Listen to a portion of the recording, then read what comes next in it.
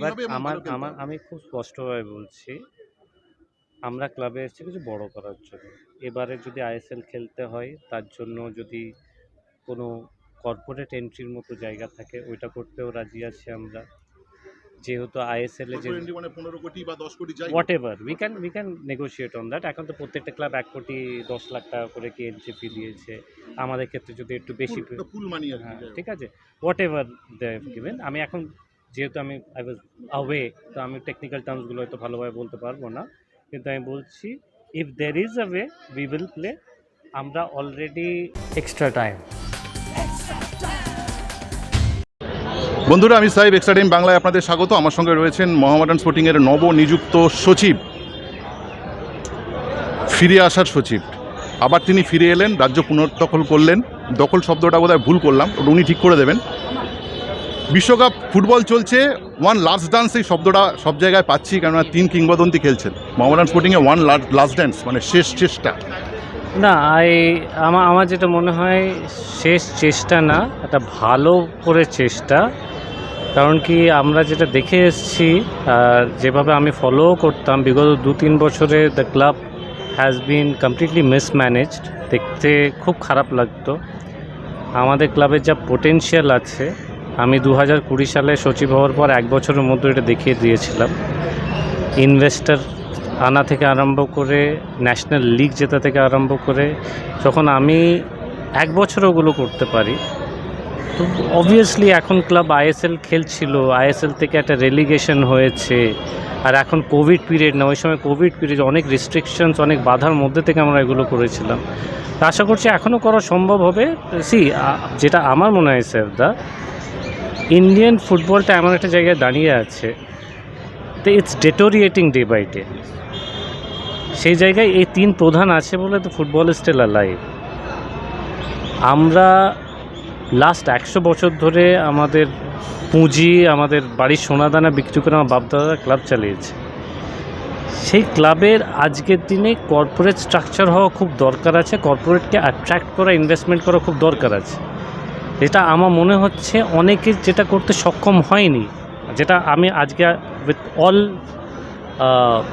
Modesty and not to sound pompous, আমি একটা কথা বলতে চাই, আমি যে ইনভেস্টার এনে দিয়েছিলাম ওই ইনভেস্টারই ছিল, নতুন কাউকে আনতে পারিনি। That's the thing. এবার আমি তখন, মাই এজ ওয়াজ অনলি 32, আমি যদি আনতে পারি 1 বছরের মধ্যে, তাও 1 বছর না, 1 বছর থেকেও কিছু কম সময়, few months, basically 7 or 8 months, তো it is very much possible. এটা খুব ইজি কাজ, খালি নিজের ইন্টেনশনটা খুব ক্লিয়ার রাখতে হবে, পরিশ্রম করতে হবে, and you have to hit the right chord, you have to go to the right places. আর বাস অ্যাপ্রোচ করলে সমস্ত কিছুই হবে, but the intention has to be clear. আমরা কী করতে চাইছি ক্লাবকে নিয়ে, ক্লাবটাকে ইউজ করে কি এটা একটা মাইনরিটি ক্লাব।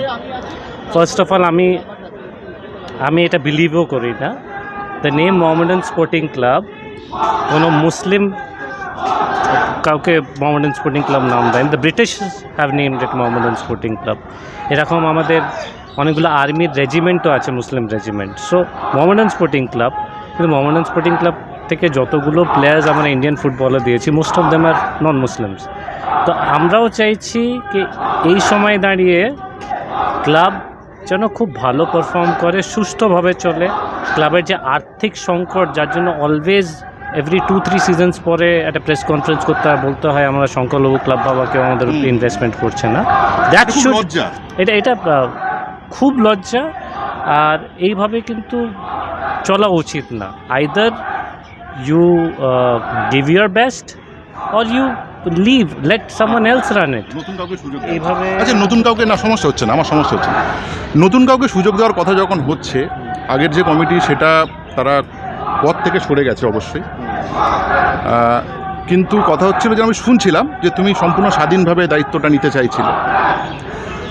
তাদের সঙ্গে কোনো সংযোগ রাখবে নাকি তাদের কোনো অভিজ্ঞতার প্রয়োজনই নেই তোমার কাছে? অথবা তুমি কীভাবে ভাবছো, তুমি এই যে আগামী তোমার যে সময়টা রয়েছে, তুমি কীভাবে ভাবছো? আমি স্পেশালি বলছি, কারণ বেলালদা বা কামারদা তারা তো না, আমি খুব স্পেসিফিক রিপ্লাইও দেবো। আমাদের যে নতুন কমিটি গঠন হবে, ওই নতুন কমিটিতে যারা মানে পুরাতন কমিটিতে ছিলেন তাদের মধ্যে দুজন আমার মনে হয়, this is my personal opinion, দুজনকে আমি ইনক্লুডেড রাখতে চাইছি, কারণ ওদের অবদান আমরা ক্লাবে দেখেছি। নাম বললাম না, আমি বলছি, the number one name is Amiruddin Bobby, মানে আমাদের সবাই প্রিয় ববি ভাই। এই যে ক্লাবে যে ইনফ্রাস্ট্রাকচার আপনারা দেখছেন, এই ক্লাব অফিসটা যেটা আপনারা দেখছেন, এটা ওনার দৌলতেই, কিন্তু হিজ ভিশন, ঠিক আছে। আমিও যে সময় ছিলাম, উনি গ্রাউন্ড রিলেটেড অনেক কাজ, অনেক permission, so he is very active for Mohammedan Sporting club. উনি বারবার করে নিজেই বলেন কি he doesn't understand football as much, ঠিক আছে, বাট এই সমস্ত জিনিসগুলো উনি যে করেছেন, আর ক্লাব যখন ক্রাইসিসে গেল because the investors backed out, it was Amiruddin Bobby only যিনি তৎকালীন মুখ্যমন্ত্রী মমতা ব্যানার্জির সঙ্গে মিটিং করে on the upwards of 10 crores উনি as a donation as CSR করেছেন সিঙ্গেল হ্যান্ডেডলি।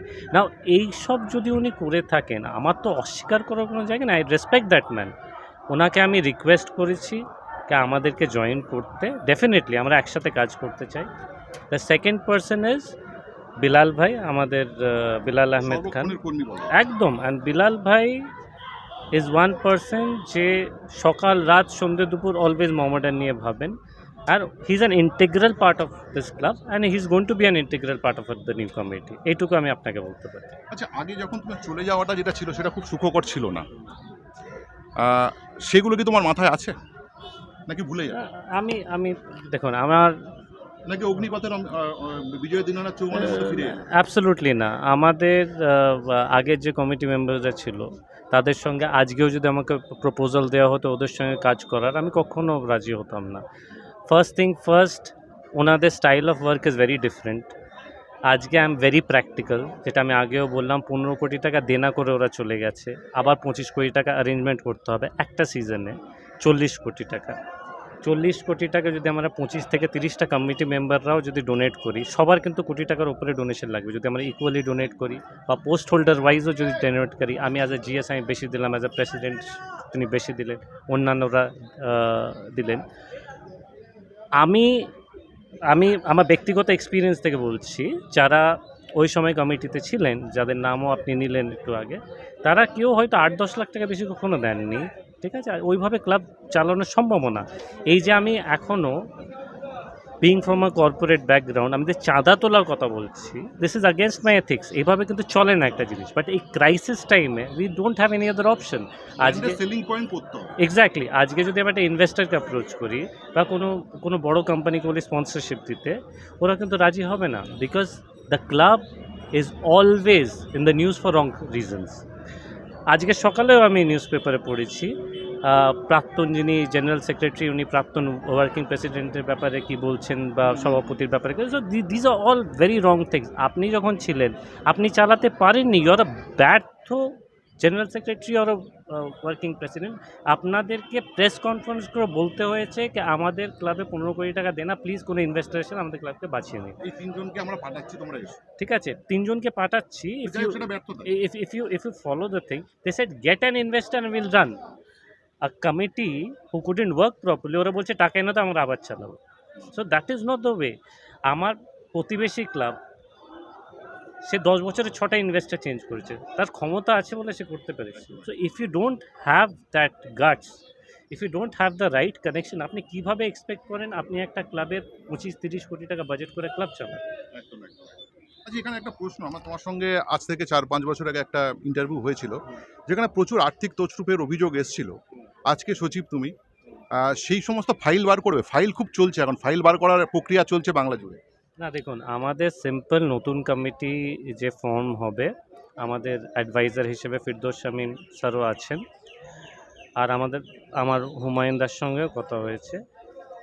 এনারা যদি ক্লেম করেন এনারা 2001 থেকে কমিটি চালাচ্ছেন, 2001 থেকে আমাদের অডিটেড সমস্ত বছরের অডিট লাগবে, নাম্বার 1।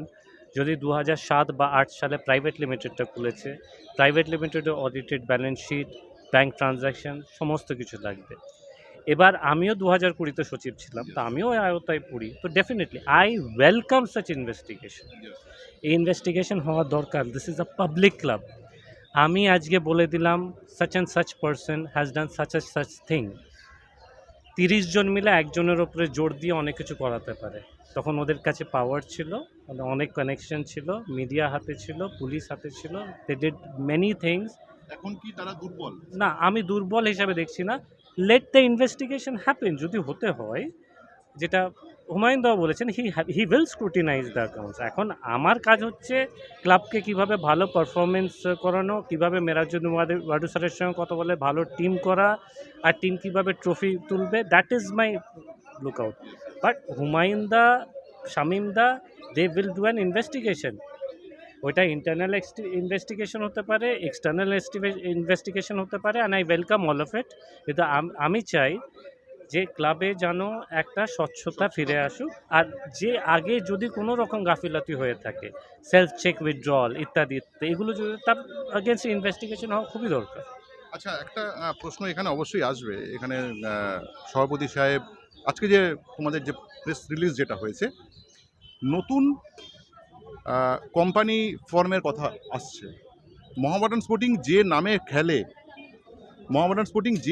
খেলে, সেটা আমার কাছে কিন্তু ক্লিয়ার হলো না। ধরো আমি যদি মোহনবাগান বলি, মোহনবাগান সুপার জায়েন্ট, তারা কিন্তু কলকাতা গেমস অ্যান্ড স্পোর্টসের নামে খেলে। তোমরা কি আলাদা কোনো এন্টিটি করবে? তাহলে তো আবার ফিফথ ডিভিশন থেকে শুরু করতে হবে। এটা তো ক্লিয়ার, তুমি তো সচিব ছিলে। না, এভাবে হয় না। যেমন ইস্ট বেঙ্গলের নামে খেলতো না, ইস্ট বেঙ্গলের নামে খেলতো। তারপর যখন আমি এখনকার যিনি ইমামি আসার পরে, there is a joint venture Emami, exactly, Emami East Bengal নামে নতুন কোম্পানি ফরমেশন হয়েছে। ইস্ট বেঙ্গল ওইটাকে ইমামিকে ডেকে শেয়ার্স বিক্রি করে। There is a joint venture between Emami and East Bengal, আর new company Emami East Bengal form হয়েছে, if I am not very wrong. তো এই East Bengal Sporting Club, East Bengal Club Private Limited is a company which is already there. Imami East Bengal is another company, ঠিক আছে, who has the sporting rights, who has the football rights.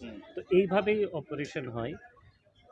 আমাদের যখন এই ডিসিশনটা নেওয়া হয়, so আমাদের ক্লাবের যিনি সিইও নির্মল্য, ও কথা বলে দেখে, অফিসিয়াল করেসপন্ডেন্স এখনো হয়নি, but there is a possibility. কারণ আমি এই জিনিসটা জানতাম, east Bengal private limited is one identity, Emami East Bengal private limited is another identity, যারা ফুটবল লাইসেন্সটা ইস্ট বেঙ্গল না, এবার ফুটবল রাইটসটা কিন্তু ইমামি ইস্ট বেঙ্গল প্রাইভেট লিমিটেডের কাছে, as far as my knowledge good. এবার এখানে গিয়ে দেখি যদি, তো আমরা তো এখন তো ইমামি ছেড়ে গেলে তো লাইসেন্সটা ইস্ট বেঙ্গলকে দিয়ে যাবে, ইস্ট বেঙ্গল ওটা নেবে, ইস্ট বেঙ্গল Exactly. সম্পূর্ণ অধিকার, ও সেটা XYZ কাউকে দেবে। এটা নিশ্চয়ই একটা প্রসেস আছে।